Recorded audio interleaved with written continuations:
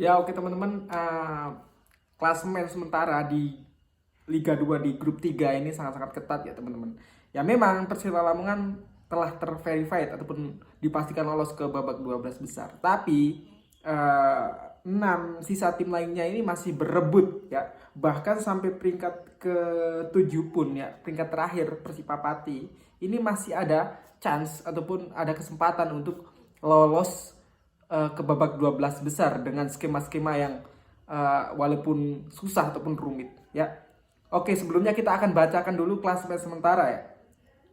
Persela Lamongan berada di peringkat pertama dengan 25 poin, kemudian ada Gresik United dengan 15 poin ya.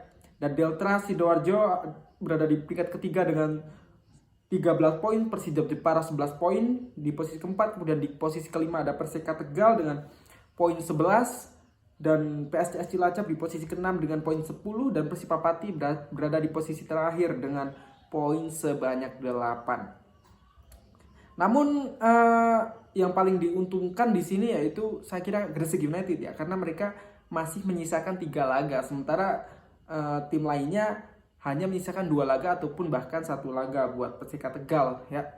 Oke. Oke, hari ini pertandingan antara Persela Lamongan melawan Gresik United ya, yang dilaksanakan di Gresik. Nah ini tanpa penonton juga. Ini pertandingan sangat penting buat Gresik United ya. Dengan kemenangan Gresik United hari ini ya, saya kira Gresik United akan dipastikan untuk lolos ke babak 12 besar. Tapi kita lihat nanti ya, karena melawan Persela Lamongan nggak mudah ya buat tim manapun ya. Persela Lamongan hanya kalah 1 kali melawan Persika Tegal, kita masih ingat ya teman-teman. Melawan Persela Lamongan bukanlah hal yang mudah buat Gresik, tapi nggak menutup kemungkinan Gresik United bakalan bisa menang ya. Oke, itu hitungan ya, kalau Gresik United menang poin mereka 18 ya. Memang poin mereka masih bisa disalip oleh posisi eh, posisi ketiga ya, yaitu Deltras, ataupun bisa tergeser ke posisi 3 ya. Namun posisi 4 Persijap Jepara itu nggak bakal bisa menyalip, karena Persijap Jepara kalaupun bisa menyapu bersih 2 pertandingan, dia akan mendapatkan poin tambahan sebanyak 6 dan menjadikan poin dia hanya 17, dan itu tetap kalah dengan Gresik United ya. Ini akan menjadi sangat menarik ya teman-teman ya. Dan nanti Persijap Jepara juga kan akan bertemu Gresik ya. Nah ini pertandingan hidup mati ya.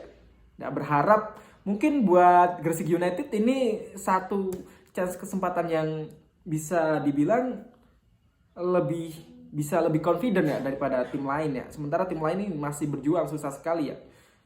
1 kali kemenangan bisa menutup ya, bisa menutup pertandingan di grup stage ini buat Gresik United ya.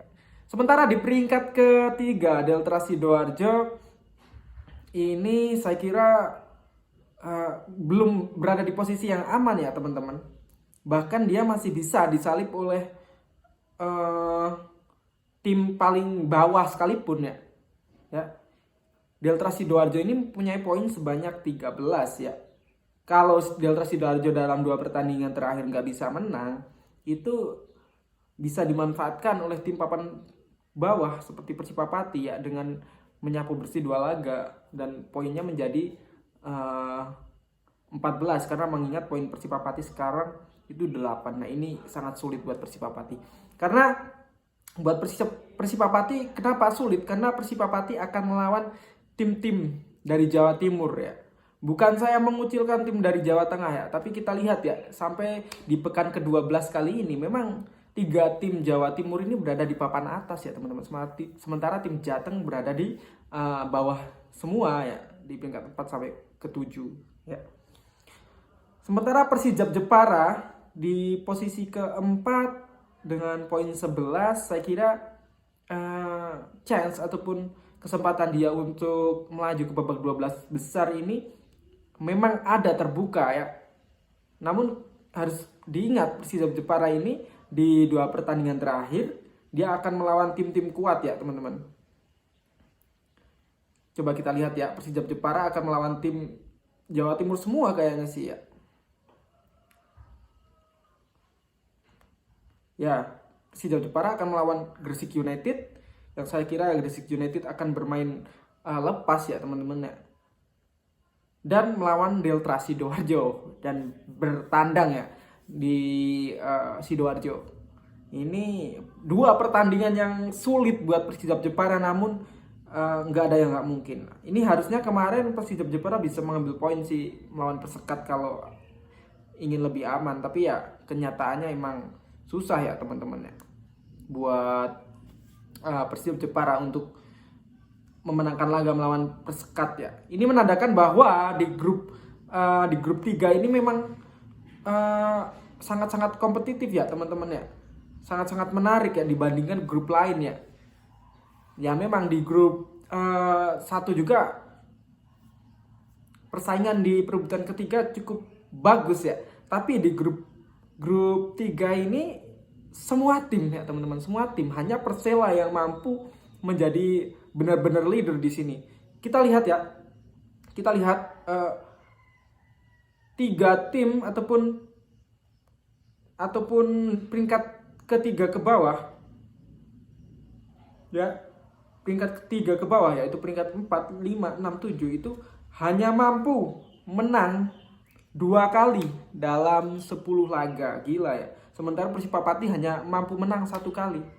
Ya, Deltras juga di peringkat ketiga hanya mampu menang sebanyak 3 kali. Ya, gila ini.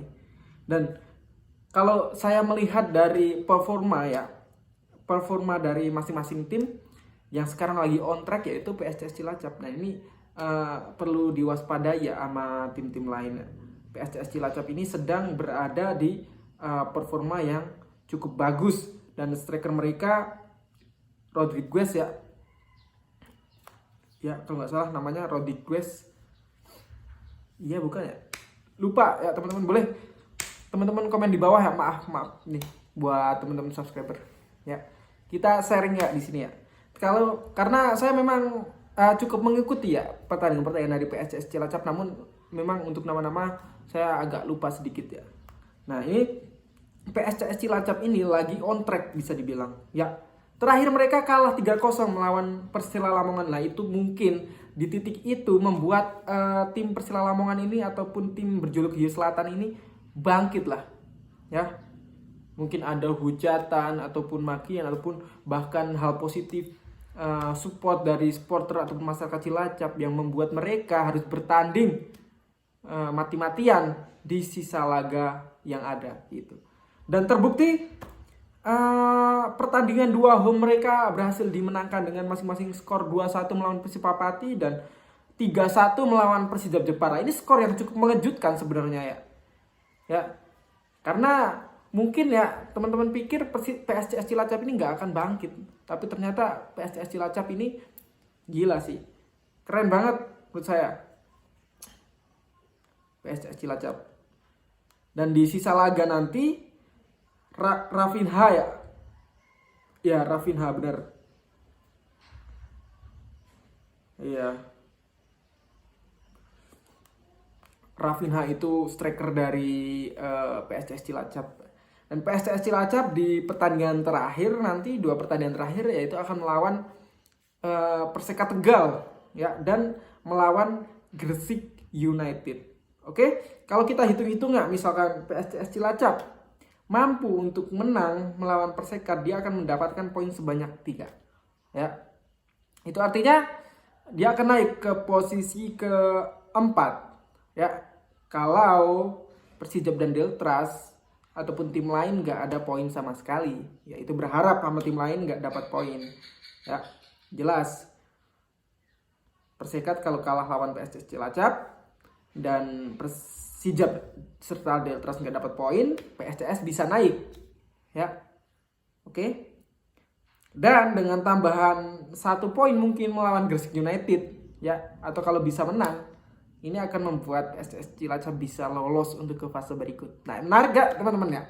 Di grup 3 ini semua tim sangat kompetitif ya teman-teman ya. Jadi menurut teman-teman siapakah yang bakalan lolos ke babak berikut ya di peringkat kedua ataupun ketiga? Mungkin di peringkat kedua teman-teman udah bisa prediksi ya. Namun di peringkat ketiga ini akan jadi hal yang menarik juga ya. Kira-kira menurut teman-teman siapakah yang akan lolos ke fase berikut ya? Dan nanti mungkin di video selanjutnya kita akan bahas ya kenapa tim Jateng ini levelnya lebih di bawah daripada tim Jateng. Ini sebenarnya memang bukan karena kecurangan atau apapun ya, saya kira ya, karena ya memang ada alasan-alasan tertentu lah teman-teman. Dan ini nanti kita akan diskusikan ya di video selanjutnya mungkin ya teman-teman. Oke, terima kasih telah menonton video kali ini, sampai jumpa di video selanjutnya.